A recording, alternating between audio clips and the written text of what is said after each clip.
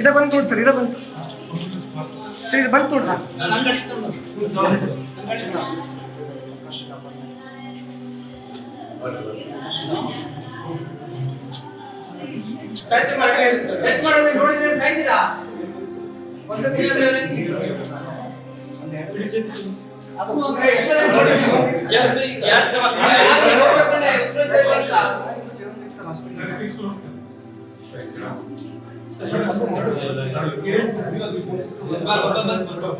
ಕಿರಣ್ ಹೊನ್ನಣ್ಣನವರಂತ ಇಲ್ಲಿ ಪವನ್ ಹೈಸ್ಕೂಲ್ ಎದುರಿಗೆ ಇರುವಂಥ ಒಂದು ಅಪಾರ್ಟ್ಮೆಂಟಲ್ಲಿ 6th ಫ್ಲೋರಲ್ಲಿ ಒಂದು ಮನೇಲಿ ವಾಸ ಮಾಡ್ತಾ ಇರ್ತಾರೆ. ಇವರು ಡಾಕ್ಟ್ರ್ ಇದ್ದಾರೆ, ಅನೆಸ್ಥೆಟಿಸ್ಟು, ಇಲ್ಲೇ ಚಿರಾಯು ಹಾಸ್ಪಿಟ್ಲಲ್ಲಿ ವರ್ಕ್ ಮಾಡ್ತಾರೆ.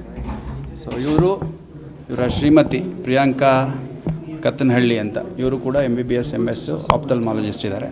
ಮತ್ತು ಮಗು ನಿಹಿತ್ ಅಂತ 8 ವರ್ಷದ್ದು. ಇವರು 3 ಜನ ಈ ಮನೆಯಲ್ಲಿ ವಾಸ ಮಾಡ್ತಾ ಇರ್ತಾರೆ. ಮತ್ತು ಅವರ ಕುಟುಂಬ ಸದಸ್ಯರು ಅಂದರೆ ಗಂಡನ ಕಡೆಯವರು ಆಗಾಗ ಬರ್ತಾ ಹೋಗ್ತಾ ಇರ್ತಾರೆ ಅನ್ನೋಂಥದ್ದು ತಿಳಿದು ಬಂದಿದೆ.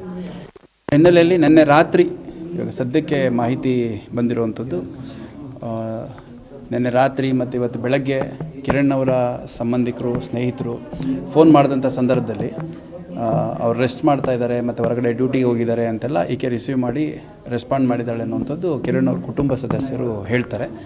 ಬಟ್ ಇಲ್ಲಿ ನೋಡಿದಂಥ ಸಂದರ್ಭದಲ್ಲಿ ಕಿರಣ್ ತನ್ನ ಒಂದು ರೂಮಲ್ಲಿ in the pool of blood, ಅಂದರೆ ರಕ್ತದ ಮಡುವಿನಲ್ಲಿ ಬಿದ್ದಿದ್ದಾನೆ ಮತ್ತು ಮೃತ ಹೊಂದಿದ್ದಾನೆ. ಮತ್ತು ನಿಹಿತ್ ಅನ್ನೋ ಮಗು ಏನಿದೆ ಅದಕ್ಕೂ ಕೂಡ ಸ್ಟ್ಯಾಬ್ ಇಂಜುರೀಸ್ ಆಗಿದೆ.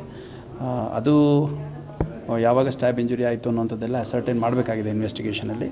ಬಟ್ ಇನ್ನೂ ಅಲೈವ್ ಇತ್ತು ಅನ್ನೋ ಕಾರಣಕ್ಕೆ ಅದನ್ನು ಹಾಸ್ಪಿಟ್ಲಿಗೆ ಶಿಫ್ಟ್ ಮಾಡಿದ್ದೇವೆ.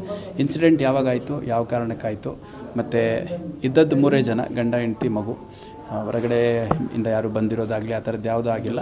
ಮತ್ತು ಅಕ್ಕಪಕ್ಕದ ಮನೆಯವರೆಲ್ಲ ಬೆಳಗ್ಗೆಯಿಂದ ಅವ್ರನ್ನ ಸಂಪರ್ಕ ಮಾಡಲಿಕ್ಕೆ ಟ್ರೈ ಮಾಡಿದಂಥ ಸಂದರ್ಭದಲ್ಲಿ ಒಳಗಡೆನೇ ಇದ್ದೀನಿ, ಗಂಡ ಹೊರಗಡೆ ಹೋಗಿದ್ದಾನೆ, ಈ ಥರದ್ದು ಏನೇನೋ ಹೇಳಿದ್ದಾರೆ. ಏನೇನಾಗಿದೆ, ಯಾರ್ಯಾರಿಗೆ ಕಾಂಟ್ಯಾಕ್ಟ್ ಮಾಡಿದಾಗ ಏನೇನು ಹೇಳಿದ್ದಾರೆ, ಮತ್ತು ಇಲ್ಲಿ ಏನು ಘಟನೆ ನಡೆದಿದೆ ಅನ್ನೋಂಥದ್ದನ್ನು ಕೂಲಂಕುಷವಾಗಿ ತನಿಖೆಯಲ್ಲಿ ನಾವು ಪತ್ತೆ ಮಾಡಬೇಕಾಗತ್ತೆ. ಒಂದು ಕೊಲೆ ಪ್ರಕರಣವನ್ನು ನಾವು ದಾಖಲು ಮಾಡ್ಕೊತಾ ಇದ್ದೀವಿ. ಸರ್, ಎಷ್ಟೊತ್ತಿಗೆ ಆಗಿರ್ಬೋದು ಸರ್? ಎಕ್ಸಾಕ್ಟ್ಲಿ ಗೊತ್ತಿಲ್ಲ ಸರ್. ಅವ್ರ ಕುಟುಂಬ ಸೆಲೆಕ್ಷನ್ ಮಾಡಿದಾಗ ಏನಾದರೂ ಮಾಹಿತಿಯನ್ನು ಕೊಟ್ಟಿಲ್ಲ ಸರ್? ಇಲ್ಲ, ಆಕೆ she is in a complete state of shock. ಏನೇನೋ ಹೇಳ್ತಾಳೆ, ಆಕೆ ಹೇಳಿದ್ದೆಲ್ಲ ನಾವಿಲ್ಲಿ ಹೇಳೋಕ್ಕಾಗಲ್ಲ. ಆಕೆ ಏನೇನೋ ವಿಚಿತ್ರವಾಗಿ ಹೇಳ್ತಾಳೆ. ಏನಾಗಿದೆ ಅನ್ನೋಂಥದ್ದನ್ನು ಈಗ ಅವ್ರ ಕುಟುಂಬ, ಕಿರಣ್ ಅವ್ರ ಕುಟುಂಬ ಸದಸ್ಯರು ಬಂದಿದ್ದಾರೆ, ಅವ್ರ ಸಿಸ್ಟರ್ ಬಂದಿದ್ದಾರೆ, ಅವ್ರ ರಿಲೇಷನ್ಸ್ ಬಂದಿದ್ದಾರೆ. ಅವ್ರು ಯಾರ ಕಡೆಯಿಂದಾದರೂ ಏನು ಕಂಪ್ಲೇಂಟ್ ಕೊಡ್ತಾರೆ ತೊಗೊಂಡು ಈಗಾಗಲೇ ನಾವು ಪ್ರಿಯಾಂಕಾ ಅವ್ರನ್ನ ವಶಕ್ಕೆ ತೊಗೊಂಡಿದ್ದೀವಿ.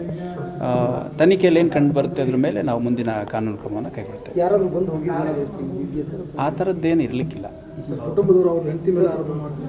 ಈಗ ಮಾಡಲಿ ಅವರು, ಯಾಕೆಂದರೆ ವೆರಿ ಕ್ಲಿಯರ್ಲಿ ಆಕೆ ನಾನು ಮಾತಾಡಿದಾಗೂ ರಾತ್ರಿ ಇನ್ಸಿಡೆಂಟ್ ಆಯಿತು, ರಾತ್ರಿಯಿಂದ ನಾನು ಇಲ್ಲಿ ಜೊತೆಲೇ ಕೂತಿದ್ದೀನಿ, ನನಗೇನು ಮಾಡಬೇಕು ಅಂತ ಗೊತ್ತಾಗಲಿಲ್ಲ, ಹಂಗಾಗಿ ಶಾಕಲ್ಲಿ ಕೂತಿದ್ದೀನಿ ಅಂತಲೇ ಹೇಳ್ತಾಳೆ.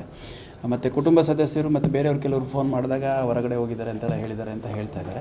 ಸೊ ಇಲ್ಲಿ ಇದೇನು ಅವ್ರ ಮನೆ ಇದೆ, ಮನೆ ಒಳಗಡೆ ನಡೆದಿರುವಂಥ ಒಂದು ಘಟನೆ, ಹೊರಗಡೆಯಿಂದ ಯಾರೋ ಬಂದಿರುವಂಥದ್ದು, ಫೋರ್ಸ್ಡ್ ಎಂಟ್ರಿ ಇರುವಂಥದ್ದು ಆ ಥರದ್ದು ಯಾವುದೂ ಇಲ್ಲ. ಇದೊಂದು ಪ್ರಾಪರ್ಲಿ ಸೆಕ್ಯೂರ್ಡ್ ಅಪಾರ್ಟ್ಮೆಂಟ್ ಇದೆ ಈ ಒಂದು ಜಾಗ.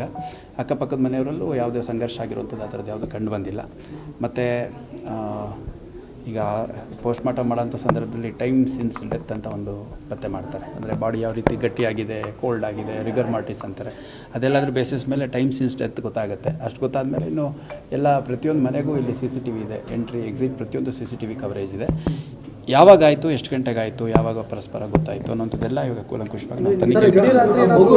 ಮಗು ಬಿದ್ದಿರೋ ಜಾಗದಲ್ಲಿ ಅವರು ಕುಂತಿರ್ತಾರೆ, ಆದರೂ ಕೂಡ ಮಗು ಬದುಕಿರೋದು ನೋಡಿಲ್ಲ ಸರ್, ತಾವು ಬಂದು ನೋಡ್ತೀರಿ ಸರ್? ಮಗು ಬದುಕಿದ್ರು ಅವ್ರ ತಾಯಿ ಅದರ ಪಕ್ಕದಲ್ಲಿ ಇಲ್ಲ, ಯಾಕೆ she is not in a good frame of mind, she is in a complete shock.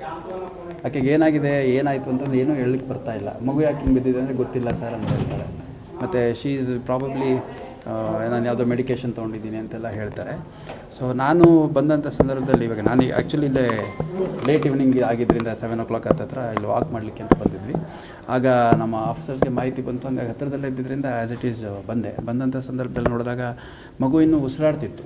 ಅಂದರೆ ಮಗು ಇದೆಯಲ್ಲ ಅಂತ ಸ್ವಲ್ಪ ಜನರಲಿ ಪೊಲೀಸ್ ಆಫೀಸರ್ಸ್ ಇರಲಿ ಅಥವಾ ಯಾರೇ ಇರಲಿ ಈ ಥರದ್ದು ಇನ್ಸಿಡೆಂಟ್ ಆದಾಗ ಉಸಿರಾಡ್ತಿದೆಯಾ ಅಂತ ನೋಡ್ತಾರೆ. ನಮಗೇನು ಪಲ್ಸ್ ನೋಡೋದೆಲ್ಲ ಗೊತ್ತಾಗಂಗಿಲ್ಲ.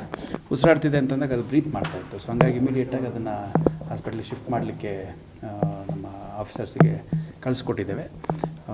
ಮತ್ತು ಮಗು ಆಟಿಸ್ಟಿಕ್ ಅಂತೇನೋ ಅಂತಾರಲ್ಲ, ಆ ಥರ ಸ್ವಲ್ಪ ಪ್ರಾಬ್ಲಮ್ ಇದೆ ಮತ್ತು ಮಾತು ಕರೆಕ್ಟಾಗಿ ಬರ್ತಿರಲಿಲ್ಲ, ಮೆಂಟಲಿ ಕೂಡ ಸ್ವಲ್ಪ ರಿಟಾರ್ಡೆಡ್ ಇತ್ತು ಅನ್ನೋಂಥದ್ದು ಈಗಷ್ಟೇ ಸ್ವಲ್ಪ ಕೆಲವು ಮಾಹಿತಿ ತಿಳಿದಿದೆ. ಇದು ಸ್ವಲ್ಪ ಒಂದು ಕುಟುಂಬದ ಒಳಗಡೆ ಆಗಿರುವಂಥ ಒಂದು ಘಟನೆ ಅನ್ನುವಂಥದ್ದು ಹೇಳ್ತಾ ಇದ್ದಾರೆ ಕುಟುಂಬ, ಕಿರಣ್ ಅವರು ಮನೆಯವರು. ಏನು ಕಂಪ್ಲೇಂಟ್ ಕೊಡ್ತಾರೆ ಕೊಡಲಿ, ನಾವು ಕೂಲಂಕುಷ ಪತ್ತೆ ಮಾಡ್ತೀವಿ. ನೈಟೇ ಆಗಿರ್ಬೋದು ಸರ್, ಯಾಕಂದ್ರೆ ನೀವು ಹೇಳ್ತೀವಿ ನೈಟೆಲ್ಲ ಇದ್ರು ಮೇಲ್ನೋಟಕ್ಕೆ ಹೆಂಗೆ ಕಾಣ್ತೀವಿ ಸರ್? ನೈನ್ಗೆ ನೈಟ್ ಆಗಿದ್ದೆಲ್ಲ ಡೇ ಪೂರ್ತಿ ಬಾಡಿ ಜೊತೆ ಅಲ್ಲ, ಮೇಲ್ನೋಟಕ್ಕೆ ಹೇಳೋದು ತಪ್ಪಾಗುತ್ತೆ. ಬಟ್ ಒಂದಂತೂ ಸ್ಪಷ್ಟ, ಯಾಕೆಂದರೆ ಕುಟುಂಬ ಸದಸ್ಯರು, ಕಿರಣ್ ಅವ್ರ ಕುಟುಂಬ ಸದಸ್ಯರು, ಅವರಲ್ಲಿ ಭಾಳಷ್ಟು ಸಂಘರ್ಷಗಳಿತ್ತು, ಸಮಸ್ಯೆಗಳಿತ್ತು, ಅವರವರಲ್ಲೇ ಆಗಿದೆ. ಅವಳೇ ಕೊಲೆ ಮಾಡಿದ್ದಾಳೆ ಅಂತ ಆರೋಪಿಸ್ತಾ ಇದ್ದಾರೆ. ಯಾವಾಗ ಮಾಡಿದ್ದಾರೆ, ಏನಾಗಿದೆ ಅನ್ನೋದು ನಾವಿನ್ನು ಸರ್ಟೈನ್ ಮಾಡಬೇಕು. ಮಗು ಶಿಫ್ಟ್ ಮಾಡಿದ್ದಾರೆ. ದೇವ್ರ ದಯದಿಂದ ಮಗು ಪ್ರಾಣ ಉಳಿದ್ರೆ ಮುಂದಿನ ತನಿಖೆ ಏನಿದೆ ಇಲ್ಲೇನು ಜಾಸ್ತಿ ಕಾಂಪ್ಲಿಕೇಶನ್ ಇಲ್ಲ. ಯಾಕಂದರೆ ಲೇಡಿ ಆಕೆನೇ ಡೋರ್ ಓಪನ್ ಮಾಡಿರೋದು, ಎಲ್ಲರೂ ಇಂಟರ್ವ್ಯೂನ್ ಮಾಡಿ ಅದನ್ನು ಓಪನ್ ಮಾಡಿಸಿದಾಗ. ಮತ್ತು ಇದು ಮನೆಗೆ ಯಾವುದೋ ಹಿತ್ತಲು ಬರಲು ಅಥವಾ ಯಾವುದೋ ಕಿಟಕಿಯಿಂದ ಎಳೆದೋದ್ರು ಆ ಥರದ ಸಾಧ್ಯತೆ ಇಲ್ಲ. ಸೊ ಅವರ ಇಬ್ಬರ ನಡುವೆ ಆಗಿರೋ ಒಂದು ಸಂಘರ್ಷದಲ್ಲಿ ಘಟನೆ ಆಗಿದೆ. ಯಾರು ಯಾವ ಕಾರಣಕ್ಕಾಗಿ ಈ ಒಂದು ಕೃತ್ಯದಲ್ಲಿ ಯಾವ ರೀತಿ ಭಾಗವಹಿಸಿದ್ದಾರೆ ಅನ್ನುವಂಥದ್ದು ನಾವು ತನಿಖೆಯಲ್ಲಿ ಪತ್ತೆ ಮಾಡ್ತೀವಿ. Okay sir.